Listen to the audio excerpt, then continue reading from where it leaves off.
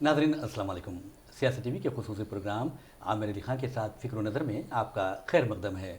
नाज़रीन, जैसा कि आप जानते हैं कि हम इस प्रोग्राम में जनाब आमिर अली खान न्यूज़ एडिटर सियासत से मुख्तलिफ सवालात करते हैं जिनका ताल्लुक़ मिली मसाइल से होता है, सियासी मसाइल से होता है, माशी मसाइल से होता है और हिंदुस्तान की जो सूरत हाल है, करंट अफेयर्स है, उससे होता है। और इस प्रोग्राम के ज़रिए हम ये कोशिश करते हैं कि अपने नाज़रीन को, अपने ख़ारीन को एक नई फ़िक्र, एक नई सोच फ़िक्र अता करें और या सोच फ़िक्र दें, यही हमारा मकसद होता है। बहरहाल नाज़रीन, आप ये भी जानते हैं कि यह हमारी रिवायत रही है कि हम अपने इस प्रोग्राम के ज़रिए जो आगाज़ करते हैं उससे पहले हम अल्लामा इक़बाल के इस शेर को ज़रूर पढ़ते हैं और वो शेर इस तरह है: आज़ादी अफ़कार से है उनकी तबाही, आज़ादी अफ़कार से है उनकी तबाही, रखते नहीं जो फ़िक्र तदब्बुर का सलीक़ा।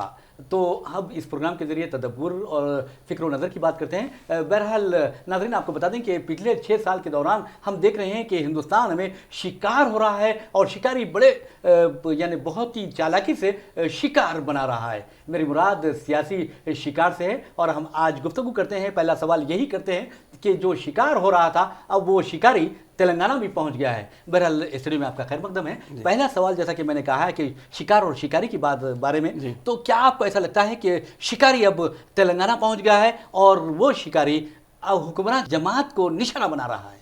जी हाँ, बिल्कुल। मैं समझता हूँ कि जिस तरह ख़रीद व फ़रोख्त हो रही है एमएलएस की और उसमें आप बात करें तो मैं समझता हूँ कि कर्नाटका में एक हुआ था। कर्नाटका में अभी हाल में शिकार हुआ जिसमें कांग्रेस की हुकूमत कुर्बान हो गई और बीजेपी बरसर इख्तदार आ गई।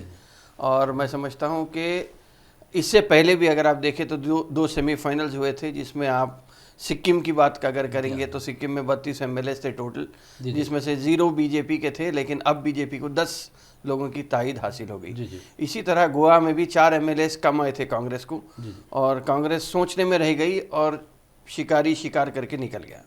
तो वहाँ भी बीजेपी की गवर्नमेंट आ गई। लेकिन मैं समझता हूँ कि तेलंगाना में ये तो अपनी गलतियों का सज़ा भुगतने के मुतरादिफ होगा, इसलिए कि जिस तरह केसीआर साहब ने कांग्रेस का सफाया किया, केसीआर ने कांग्रेस का शिकार किया और कांग्रेस को बिल्कुल आप ज़ीरो कर दिए, तो उससे ये हुआ कि जो वैक्यूम था बीजेपी का, एक एमएलए रहने के बावजूद भी मैं समझता हूँ कि अब बीजेपी, अगर बीजेपी देखिए 303 एमपीज जो आ गए बीजेपी को, या खुद बीजेपी अपनी बल पे जो हुकूमत बना रही मरकज़ में, मैं समझता हूँ उसके बाद बीजेपी का रवैया तब्दील हो गया है।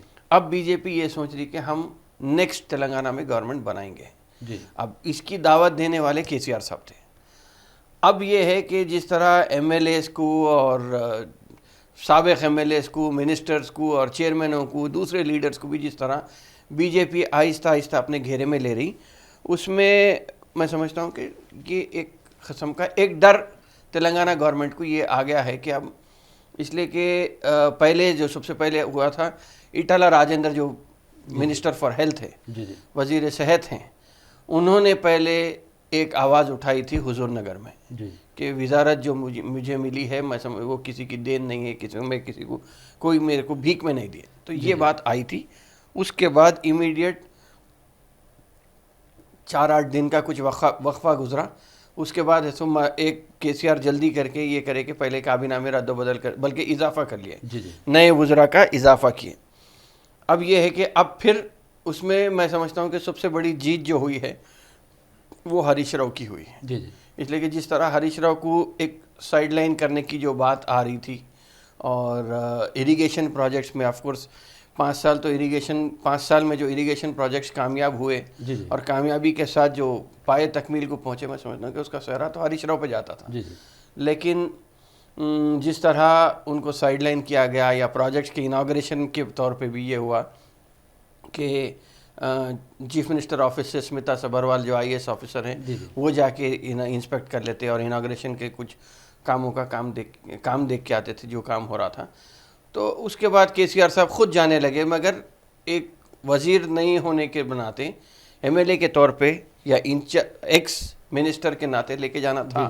लेकिन जो भी दूरी आई थी, उसके बाद मैं समझता हूँ कि अब फिर भी वजारत में जो दिया गया है वज़ीर फ़ाइनेंस का कलमदान, मैं समझता हूँ कि ये एक बहुत बड़ी कामयाबी पर्सनली हरीश राव की है। लेकिन एक और बात यह है इसमें کہ ٹی آر ایس میں بلا مبالغہ یہ بات کہہ سکتا ہوں کہ ٹی آر ایس میں اگر کوئی کرائسس مینیجر ہے جی جی تو میں سمجھتا ہوں کہ کے سی آر کے بعد اگر کوئی ہے تو ہریش راؤ ہے. جی جی اور ہریش راؤ میں سمجھتا ہوں کہ اب جب بھاگ دوڑ پوری سنبھال لیے ہیں اور کام کا ڈھنگ بھی ان کو واقف ہے کہ کس طرح چیف منسٹر کی کیا سوچ ہے یا چیف منسٹر کیا کرنا چاہتے ہیں یہ فوراً اس پہ کرتے ہیں. تو میں سمجھتا ہوں کہ ایک حد تک کچھ نہ کچھ فی الوقت تو پریشان ہے ٹی آر ایس, اس لیے کہ بی جے پی جس طریقے سے آگے بڑھتے چلے جا رہی ہے یا ایم ایل ایز کو بھی. دیکھیے سب سے بڑی بات یہ ہے کہ کانگریس کا کیا بلکہ ہر اپوزیشن پارٹی کا یہ الزام ہے کہ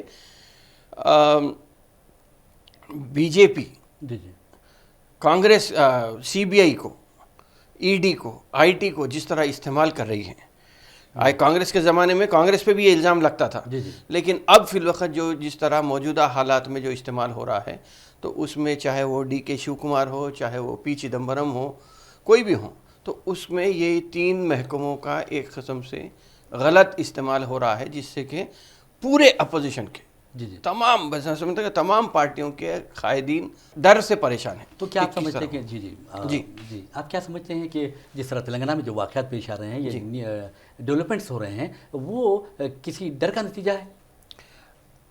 یقیناً ہو سکتا ہے. جی دیکھیے کوئی کانکریٹ کوئی ثبوت ایسا نہیں ہے کہ جس کی بنیاد پہ میں بات کروں, لیکن یہ ضرور ہو سکتا ہے کہ جو سابقہ وزراء رہے ہیں, جو موجودہ ایم ایل ایز ہیں, ان پہ ہو سکتا کہ جو الزامات ہیں, اس لیے کہ بی جے پی ایک ہی چیز کری ٹارگٹ, بی جے پی یا تو کرپشن کو ٹارگٹ بنائی ہوئی ہے. تو اگر کرپشن کا جب معاملہ آتا تو اس میں ای ڈی, آئی ٹی اور سی بی آئی کو کہیں پر بھی کچھ بھی آپ استعمال کر سکتے. تو ایک ڈر کا نتیجہ بھی ہو سکتا ہے. جی تو ایک بات یہ پیدا ہوتی ہے جیسا ڈر آپ نے کہا ہے کہ تلنگانہ میں 119 سے اسمبلی نشستیں ہیں اور 100 سے زائد نشستوں پر اب ٹی آر ایس کا قبضہ ہے. تو کیا آپ کو ایسا لگتا ہے کہ بی جے پی جس کا صرف ایک ہی رکن اسمبلی ہے وہ ٹی آر ایس کے ارکان اسمبلی کو نشانہ بنا سکتی ہے؟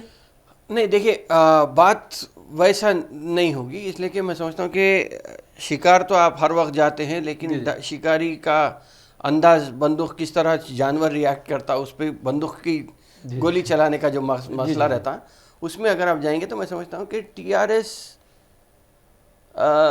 بی جے پی ایک ایم ایل اے میں نے سمجھتا کہ بی جے پی سے ویسا خطرہ ہے. لیکن اگر ٹی آر ایس سے لوگ خالی ہوتے ہیں اور اگر الگ گروپ بناتے ہیں ہو سکتا کہ بی جے پی کا فی الوقت نام نہیں آئے, لیکن ایک علیحدہ گروپ بن کے سپلٹ تو آ سکتی پارٹی میں. تو سپلٹ لانے کی ایک بات ہو رہی ہے. میں سمجھتا ہوں کہ وہ کوشش میں ہے بی جے پی کس طرح ایک قسم سے سپلٹ لائی جائے.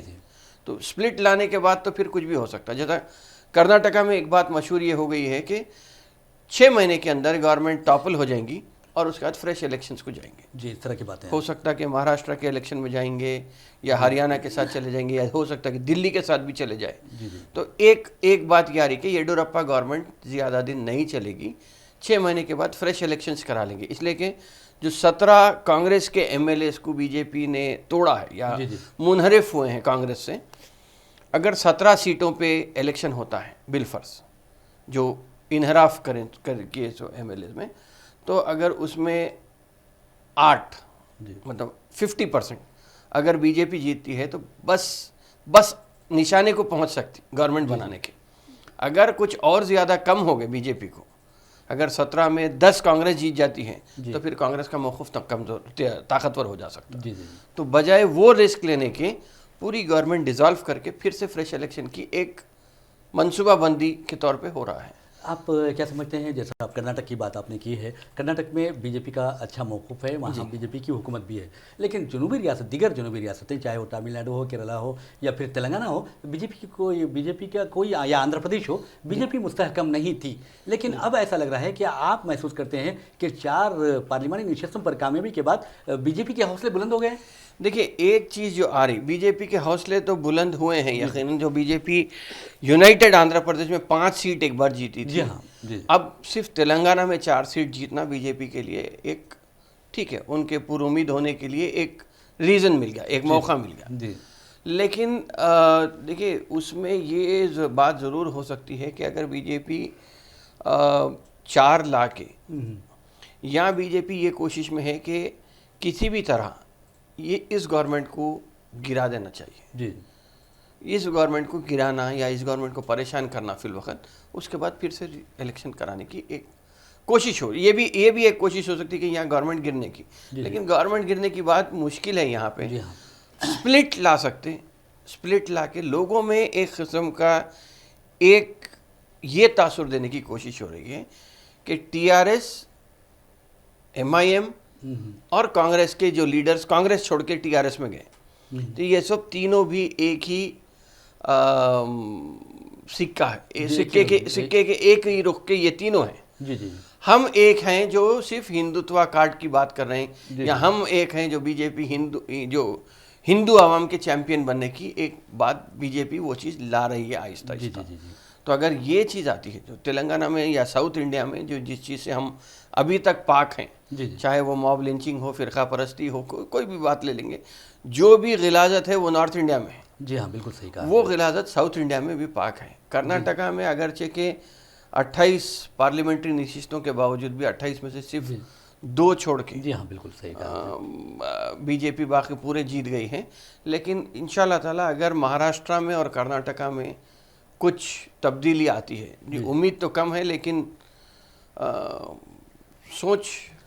जी जी, जैसा कि आपने कहा है कि यहाँ पर हुकूमत को गिराना बहुत मुश्किल है बीजेपी के लिए, लेकिन क्या आपको ऐसा लगता है कि इसकी वजह हरीश राव भी है? क्योंकि जब हरीश राव को काबीना में शामिल कर लिया गया है और आपने खुद कहा है कि वो बहुत ही अच्छे नज़्म कायम करने वाले शख्सियत है, तो क्या आपको ऐसा लगता है कि अब बीजेपी के जो तेज़ी से आगे बढ़ रही थी उसके कदम रुक जाएंगे हरीश राव के आने के बाद? देखिए, सबसे बड़ी चीज़ ये है कि बीजेपी जो ग्राउंड यहाँ प्रिपेयर कर रही है उसमें यह है कि अगर पुलिस सख्ती करती है जी जी, तो घूम फिर के बात ये आएंगी कि महमूद अली साहब मिनिस्टर हैं होम के, जी जी जी, तो मुसलमान मिनिस्टर फॉर होम मिनिस्टर हैं होम के, जी जी, वज़ीर दाखिला जो हैं वो मुसलमान होने के नाते पुलिस हम पे जुल्म करी, जी जी, ये एक एंगल को बीजेपी एक्सप्लोर कर रही है। जी जी, तो मैं समझता हूँ कि हो सकता है कि रद्दोबदल की बात आ रही कैबिना में। जी जी, अगर अक्टूबर में जी जी, दिवाली दशहरा के टाइम पे अगर कोई रद्दोबदल होता है जी जी, तो मैं समझता हूँ कि होम मिनिस्ट्री किसी अच्छे पावरफुल आदमी को देना चाहिए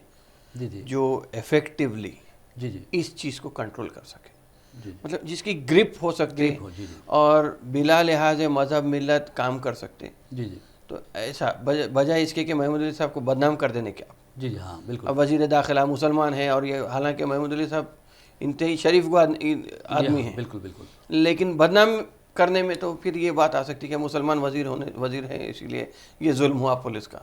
तो मैं उसका भी नाजायज़ इस्तेमाल किया जा सकता है। हाँ, एक अच्छा सख्त वज़ीर दाखिला अगर मिलता है जी जी, तो मैं समझता हूँ कि ये कंट्रोल कर सकते हैं। जैसा वज़ीर फाइनेंस दिए आप, अगर इजाफी जिम्मेदारी दाखिला की देते हैं तो, या किसी और पे देते हैं, जो भी उनकी हुकूमत चलाना KCR साहब की जिम्मे है, तो मैं समझता हूँ कि बहरहाल नाज़रीन, जैसे कि देखा कि आपने हिंदुस्तान में मुख्तलिफ रियासतों में शिकार हो रहा है, और पहले शिकार होता था जानवरों का शिकार किया जाता था, लेकिन अब MLAs, MLCs और MPs यहाँ तक के सियासी कायदीन का भी शिकार किया जा रहा है। लेकिन एक तरफ तो शिकार हो रहा है और दूसरी तरफ जुल्म हो रहा है अवाम पर, और ये जुल्म कौन कर रहा है देखते हैं एक छोटे से ब्रेक के बाद।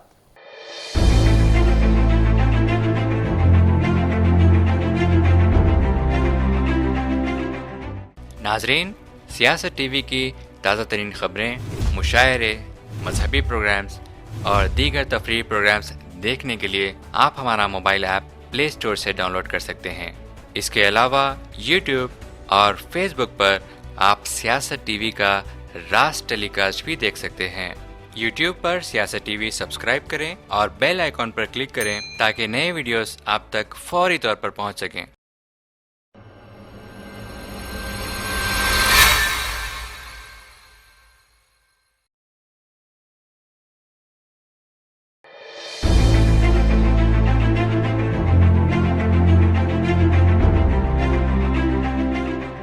ناظرین بریک کے بعد پھر سے آپ کا خیر مقدم ہے. ہم بات کر رہے تھے ہندوستان میں ہونے والے ظلم کی. یہ ظلم ہر ریاست میں ہو رہا ہے, خاص طور پر شمالی ریاستوں میں بہت زیادہ ہو رہا ہے, جس سے عوام پریشان ہے, برہم ہے, بوکھلاہٹ کا شکار ہے, اور یہاں تک کہ وہ اپنے گاڑیاں بھی جلا رہے ہیں. میری مراد ہے یہ ظلم سے, یعنی نیو وہیکل ایکٹ جو آیا ہے اس کے ذریعے یہ کہا جا رہا ہے کہ عوام پر بہت زیادہ بوجھ ڈالا جا رہا ہے. تو ہم بات کرتے ہیں اس بوجھ کی, ظلم کی. تو کیا آپ کو ایسا لگتا ہے کہ تاریخ گواہ ہے کہ جب بھی اس طرح عوام پر بوجھ ڈالا گیا ہے وہاں پر انقلابات رونما ہوئے ہیں, برپا ہوئے ہیں؟ تو کیا آپ کو ایسا نہیں لگتا کہ ہندوستان میں پہلے ہی معاشی حالت بہت خراب ہے اور اب یہ حالت ہو گئی کہ عوام پر بوجھ ڈالا جا رہا ہے؟ دیکھیے ایک بات, وزیر ٹرانسپورٹ جی نتن گڈکری, مرکزی وزیر ٹرانسپورٹ نے ایک بیان دیا ہے کہ کیا آپ کے پاس انسانی جان کی اہمیت زیادہ ہے یا چالان کی اہمیت زیادہ ہے؟ جی. تو جو 1.5 لاکھ لوگ تقریباً ہر سال 1.5 لاکھ لوگ روڈ ایکسیڈنٹس میں فوت ہوتے ہیں, جی. تو ان کو بچانے کی, ان کی جان کو بچانے کے لیے ہم یہ ہیفٹی فائنز لگائے ہیں. لیکن میں ایک سوشل میڈیا پہ ایک چھوٹا کلپ دیکھ رہا تھا, اس میں بہار کا شاید آدمی ہے, لہجے سے تو ایسا معلوم ہو رہا ہے کہ یو پی یا بہار کا آدمی ہے. وہ کہہ رہا ہے کہ آپ 1000 روپے فائن لگانے کی بجائے آپ یہ بول دیجئے کہ جو بھی ہیلمٹ پہن کے دکھیں گا ہم اس کو روکیں گے اور 100 روپے انعام دیں گے. بہت اچھی بات. تو دیکھیے ہر کوئی ہیلمٹ پہننا شروع کر دے, یہ بہت اچھی بات ہے. تو بجائے فائن لگانے کے, اور میں نے سمجھتا کہ آپ جب بھی سختی کریں گے تو سختی سے آپ کوئی چیز روک نہیں سکتے. جی ہاں, چاہے وہ ہندوستان ہو. اور مصر, ہندوستان کا اور مصر کے ثقافتی تعلقات یا جو سملیرٹی ہے اس میں اگر آپ دیکھیں گے تو وہاں پر بھی پولیس ظلم ہوا تھا. تو جب عوام سڑکوں پہ نکل آئے تھے, تحریر سکوائر پہ جو نکل آئے تھے, اور جسے عرب سپرنگ کا نام دیا گیا تھا, تو سب نکل کے آ گئے تھے لوگ. تو یہاں پر بھی میں سمجھتا ہوں کہ اگرچہ کہ ویسٹ بنگال, مدھیہ پردیش, راجستھان, پنجاب, جھارکھنڈ, ان ریاستوں اور بلکہ مہاراشٹرا میں بھی, مہاراشٹرا اور جھارکھنڈ میں, مہاراشٹرا, جھارکھنڈ اور ہریانہ میں تو الیکشن ہیں, تو ہو سکتا ہے اسی لیے یہ لوگ انکار کیے ہیں موٹر وہیکل ایکٹ لاگو کرنے سے. تلنگانہ میں ابھی اس پہ ابھی بل کا انتظار ہے, بل آئیں گی تو پڑھیں گے, پھر اس کے بعد فیصلہ کرنے والے ہیں کہ کس حد تک وہ تلنگانہ اس میں کریں گے. لیکن مغربی بنگال تو بہت زیادہ, ممتا بنرجی نے اکثر مسترد کر دیا ہے. جی ہاں بالکل, وہ بھی اسی بات پہ قائل ہیں کہ آپ ہیفٹی فائنز ڈال کے عوام پہ بوجھ مت ڈالیے. میں سمجھتا ہوں کہ اقتصادی حالات جو ہیں ملک کے, ہر کوئی پریشان ہے اس میں, اور اب ایک نیا بوجھ جو فائن, دیکھیں 1000 روپے سے 25,000 روپے تک کا فائن ہے. جی ہاں بالکل صحیح. اگر مائنر چلاتا ہے تو اسے 25,000 روپے جرمانہ لگے گا, ہیلمٹ نہیں پہننے پر 1000 روپے. تو یہ ایک چیز اگر فرض کریے ہر آدمی, نوٹ بٹورنے کا تو ایک سسٹم, دیکھیے پولیس کے تعلق سے اکثر یہ کہا جاتا ہے کہ پولیس کا ظلم رہتا. تو اب یہ ایک پولیس کے چالانات کی وجہ سے میں سمجھتا ہوں کہ عوام کا ظلم پولیس پہ آ گیا. جو غصہ نکال رہے عوام, بالکل, چاہے وہ اپنی خود کی موٹر سائیکل چلانے سے ہو, جی ہاں بالکل, یا موٹر سائیکل پولیس والے کے حوالے کر کے بھاگ جانے کی بات ہو. ایون مارا پیٹی بھی ہو رہی ہے. ہاں, پرسوں جو واقعہ ہوا ہے 2-3 دن پہلے کا, تو اس میں ایک آدمی بالکل پولیس والے کو مارتے چلے جا رہا. جی ہاں, تو یہ جو ظلم ہے میں سمجھتا ہوں کہ اب عوام پہ آہستہ آہستہ, دیکھیں ابھی تو ریسیشن سیٹ ان نہیں ہوا ہے, لیکن جیسا حالات خراب ہوتے جا رہے ہیں, اس کے ساتھ ساتھ اگر آپ ہیفٹی چالانات لگا دیں گے لوگوں پہ, تو میں سمجھتا ہوں کہ وہ دن دور نہیں جب انقلاب برپا ہو جائے گا سڑکوں پہ. ایک یہ چیز ہو سکتی ہے. کیا امید کر سکتے ہیں بھکتوں سے اس طرح کی؟ دیکھیے بھکت کا جو جہاں تک بھکت کا تعلق ہے, میں سمجھتا ہوں کہ جب تک بھکت کو لات نہیں پڑی تو بھکت کی عقل کہیں آنے والی نہیں ہے, ٹھکانے آنے والی نہیں ہے. بھکت تو یہی سمجھ رہا کہ جو اچھا کام ہوا وہ مودی کرا, جو برا کام کرا وہ گاندھی کرا. گاندھی مطلب راہل گاندھی, راجیو گاندھی, اندرا گاندھی, جو بھی بہرحال گاندھی خاندان کے اوپر. تو میں نے سمجھتا کہ بھکت ابھی بھی یہ چیز کو تسلیم کرنے پہ ہے کہ جو یہ ہیفٹی فائنز آئے ہیں, جب ایک ایک کو چالان ہوگا اس پہ پھر عوام کا جو غصہ رہے گا, جو بھکت کا بھی غصہ رہے گا. اور دیکھیں ہندوستان میں سمجھتا ہوں کہ اگر آپ یہ نہیں کہہ سکتے کہ 10 سال تو یو پی اے کی بھی گورنمنٹ کے 10 سال تھے, یہ تو ابھی 6 سال ہوئے ہیں, تو اور 4 سال ان کو گزارنا ہے. تو میں نہیں سمجھتا کہ لوگ کب پلٹتے ہیں. ہندوستان میں جو بھی تبدیلی آتی ہے وہ اکثر آتی ہے. جی جی بات یہ آ رہی تھی کہ ایک اور ٹرم دیں گے مودی کو جی تو اس میں تبدیلی آ جائیں گی. 10 سال میں ہم دیکھیں بنگارو تلنگانہ کی بات آئی تھی, سنہرا تلنگانہ. تلنگانہ تو بن گیا لیکن سنہرا کیا ہوا ابھی تک کچھ سمجھ میں نہیں ہے. جی صحیح بات. تو میں سمجھتا ہوں کہ ہندوستان بھی دیکھیں, کشمیر سے کنیا کماری تک, گجرات سے آسام تک اگر آپ جائیں گے تو میں نہیں سمجھتا ہوں کہ کوئی تبدیلی ایسا آ سکتی. جی ایک سوال یہ تھا جیسے کہ آپ نے بہت اچھی بات کہی تھی کہ نتن گڈکری کے حوالے سے جی کہ انہوں نے کہا ہے کہ جب تک ہم سختی نہیں کریں گے ہم ڈسپلن نہیں لا سکتے. تو کیا آپ سمجھتے ہیں کہ خود نتن گڈکری اپنے بچوں پر یا اپنے اولاد پر سختی کر کے کنٹرول کر سکتے ہیں؟ میں آج کے زمانے میں نہیں سمجھتا کہ کوئی بچوں پہ آپ سختی کر کے کنٹرول کر سکتے. جی جی تو میں نتن گڈکری ہو یا مودی صاحب ہوں یا امت شاہ صاحب ہوں, کوئی بھی ہوں, دیکھیے شاہ ہوں یا بادشاہ ہوں, جی جی بات تو آ کے رکنے والی ہے عوام کے اوپر. جی اور عوام کس طرح تبدیلی لائیں گے, عوام کب بدزن ہوں گے اور کب باہر نکلیں گے. جی جی دیکھیے ہوتا یہ ہے کہ پیسے والا اپنی دنیا میں مگن مست ہے. جی جی مڈل کلاس جو ہے وہ مڈل کلاس بجٹ کے حساب سے چلتا, اور جو لوور کلاس ہے, لوور مڈل کلاس ہے یا لوور کلاس میں اگر آپ جائیں گے تو ان کے پاس تو وہ اپنے روز مرہ کی زندگی دن گزارنے کے اس میں پریشان رہتے ہیں. جی جی تو اگر ایسے لوگوں پہ چالان ہو جائیں گا, بلکہ مڈل کلاس پہ بھی اگر چالان ہوتا ہے تو میں نے سمجھتا کہ وہ لوگ برداشت کریں گے. اس لیے کہ 1000 روپے اوسطاً اگر آپ دیکھیں گے تو حیدرآباد کے تعلق سے یہ کہا جاتا ہے کہ اوسطاً روزانہ 10,000 چالانات کٹتے ہیں. جی اگر 10,000 چالان کٹتے ہیں اور 1000 روپے کا اگر ان کا وہ کریں ایوریج, جی جی ایوریج 1000 روپے, 1000 تو ایوریج نہیں ہو سکتا لیکن 5000 ایوریج کرنا چاہیے. 1000 بھی اگر ایوریج کریں گے تو آپ کو 4 صفر لگا لیجیے, جی تو کتنی آمدنی ہو سکتی ہے. جی تو یہ عوام کا ہی پیسہ آپ ان سے کھینچ کے حکومت کو دے رہے ہیں. تو میں نے سمجھتا کہ لوگ زیادہ برداشت کریں گے. اسی لیے ہو سکتا ہے کہ کے سی آر یہاں اس بات کو روک کے چلیں کہ نئے قانون ایکٹ کو لانے کے اوپر. ایک بات تو یہ دیکھی گئی ہے کہ جب بھی اگر یو پی اے کے دور حکومت کی اگر آپ طرف جائیں گے تو پتہ چلے گا کہ وہاں پر اگر پیٹرول کی قیمت میں 1 روپیہ بھی اضافہ ہوتا یا پھر ایل پی جی گیس کی جو قیمت ہوتی ہے اس میں اضافہ ہوتا تو بی جے پی باہر آ جاتی. دیکھیے کیا کانگریس کیوں نہیں آ رہی ہے؟ پرابلم یہ ہے کہ اب میں سمجھتا ہوں کہ سونیا گاندھی کا جو اسٹیٹمنٹ آیا ہے جی جی جی ہاں بالکل کہ آپ ٹویٹر سوشل میڈیا چھوڑیے اور سڑک پہ آئیے, بالکل صحیح. تو کانگریس کے پاس جو سب سے بڑا پرابلم آیا ہے کہ ہر کوئی لیڈر بن گیا, صرف لیڈر نہیں بنا, ہر کوئی بڑا لیڈر بن گیا. اچھا اچھا اچھا تو ڈرائنگ روم کا لیڈر بن گیا, سڑکوں کا لیڈر ختم ہو گیا کانگریس کے جی پاس. جی تو میں سمجھتا ہوں کہ کانگریس کو پھر بالکل نیچے کے لیول سے, بلکہ این ایس یو آئی کو ایکٹیو کرنا چاہیے, اسٹوڈنٹ لیڈرشپ کو آگے بڑھانا چاہیے. تو جی جی نیچے سے لیول سے اگر کانگریس بڑھتے ہوئے آئیں گی تو ہی میں سمجھتا ہوں کہ یہ سڑکوں پہ یہ جو ہجوم ہونا چاہیے ہاں وہ ہوگا, وہ گورنمنٹ کے خلاف, موجودہ حکومت کے خلاف اگر کانگریس ہجومی تشدد روڈ پہ دکھاتی ہے, تشدد تو نہیں لیکن ہجوم اگر روڈ پہ جمع کرتی ہے تو میں سمجھتا ہوں کہ اس کو عوام کی بھی تائید ہوگی حاصل اور کامیابی کی طرف کانگریس جا سکتی ہے. ایک بات جیسا کہ آپ نے ہجومی تشدد کا ذکر کیا ہے ابھی بھی, تو کیا آپ کو ایسا لگتا ہے کہ نتن گڈکری کہہ رہے ہیں کہ 1.5 لاکھ لوگ ہر سال صرف حادثات کی وجہ سے مارے جاتے ہیں تو اس کے لیے سختی کی جائے, لیکن جب ہجومی تشدد میں جہاں پر بے قصور انسان مارے جا رہے ہیں تو کیا اس کے لیے سختی نہیں کی جانی چاہیے؟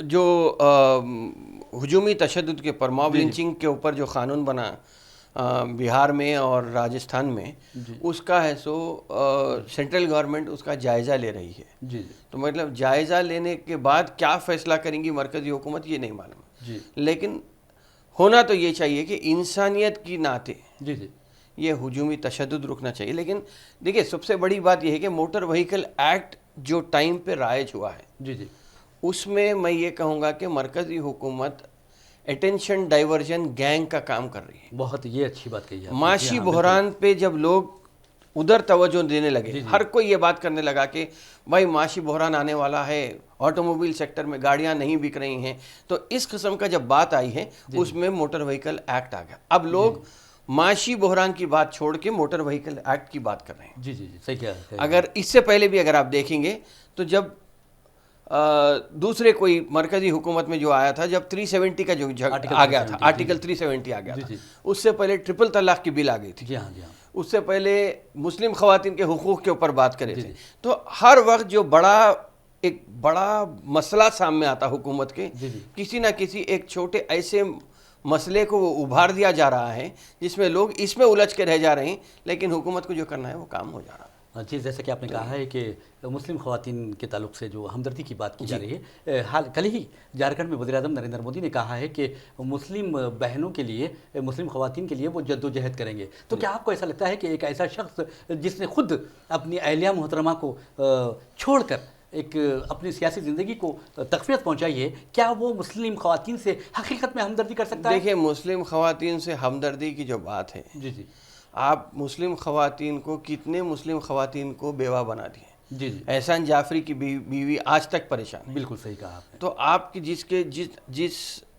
جن ہاتھ پر خون کے دھبے لگے ہوئے ہیں، جی الزام ہے، وہ ہاتھ، الزام جو ہاتھ پہ الزام ہے، جی جی وہ ہاتھ سے آپ امید رکھ رہے ہیں، تو میں نے سمجھتا کہ یہ خوشائن بات ہے، صرف ہم سوچ کے خوش فہمی ہے ہماری کہ ہم خوش ہو رہے ہیں، لیکن انصاف کی امید اگر کوئی رکھتے ہیں تو میں سمجھتا کہ امید کم، بھروسہ زیادہ ہے۔ جی جی یہ ہمارے ناظرین آپ کو بتا دیں کہ ہمارے پروگرام کی یہ روایت رہی ہے کہ پروگرام کے آخری حصے میں عامر علی خان صاحب سے ایک میسیج ہم ضرور لیتے ہیں۔ آج جو میسیج لیں گے، میں سمجھتا ہوں کہ علم بہت زیادہ اہمیت رکھتا ہے دین اسلام میں، اس بارے میں ہمارے کو یہ میسیج لینا بہت ضروری ہے، کیونکہ علم کے ذریعے ہی جو قومیں ترقی کرتی ہیں ان کا راز ہی علم ہوتا ہے۔ تو آپ کیا میسیج دیں گے ہمارے نونہال ملت کو؟ دیکھیے، ایک بات یہ آتی ہے کہ حدیث میں یہ بات بتائی جاتی ہے جی جی کہ علم بھی اگر حاصل کرنا ہے تو آپ چین تک بھی جا کے علم حاصل کرو، تو علم کی کافی اہمیت ہے۔ تو میں سمجھتا ہوں کہ ہر چیز کا علم آپ کو ہونا چاہیے، چاہے وہ چالانات کے اوپر ہو یا قانون کا علم ہو۔ علم حاصل کرنے کے لیے ہمیں جد و جہد کرنا چاہیے۔ جی علم اگر حاصل ہوتا ہے تو میں سمجھتا ہوں کہ ہم ترقی کی ایک منزل طے کر لیں گے۔ اس کے بعد ہمیں روزگار سے جڑنا چاہیے۔ تو میں سمجھتا ہوں کہ ایک سیلف ڈسپلن جو آنا چاہیے، وہ علم سے اگر آپ کے پاس یہ چیز آتی ہے تو کس طرح ایک اسلامی دائرے میں اپنی زندگی کو گزارنا چاہیے، یہ دیکھ کر اگر ہم آگے بڑھتے ہیں تو میں سمجھتا ہوں کہ یہ کس طرح ہم اپنے آپ کو سیلف ڈسپلن لا کے ایک کامیاب انسان، بلکہ کامیاب قوم کی طرح ہمیں آگے بڑھنا ہے۔ آج جو حالات ہیں ملک کے، اس میں تعلیم یافتہ کے ساتھ ساتھ آپ کے ہاتھ میں ہنر ہونا ضروری ہے۔ ہنر کے ساتھ ساتھ ایک نوکری ہو یا بزنس ہو۔ میں سمجھتا ہوں کہ مسلمانوں کو، چاہے وہ سٹارٹ اپ ریولیوشن ہو، چاہے دوسرا کوئی بھی انڈسٹریل ریولیوشن ہو، جو بھی ہو، حکومت کی ہر قدم کے اوپر آپ کی نظر ہونا چاہیے۔ آپ کو اس بات کا علم ہونا چاہیے کہ نیکسٹ حکومت کا اقدام کیا ہو سکتا اور کس طرح ہم اس سے فائدہ اٹھا سکتے ہیں۔ جی جی بہت ہی پیارا میسیج آپ نے دیا ہے، اور علم کی اہمیت کو بالکل اسلامی تعلیم کے مطابق آپ نے واضح کرنے کی کوشش کی ہے، اور میں سمجھتا ہوں کہ جو ہمارے بچے یا نونہالین ملت اس پروگرام کو دیکھ رہے ہیں وہ ضرور علم کی طرف راغب ہوں گے اور علم کے ذریعے ملت اور ملک کا نام روشن کریں گے۔ بہرحال ناظرین، انہی خیالات کے ساتھ ہم اپنا پروگرام فکر و نظر ختم کرتے ہیں۔ مجھے محمد ریاض احمد کو اجازت دیجیے، انشاءاللہ پھر ملاقات ہوگی، تب تک کے لیے اللہ حافظ۔ آپ کا بھی شکریہ۔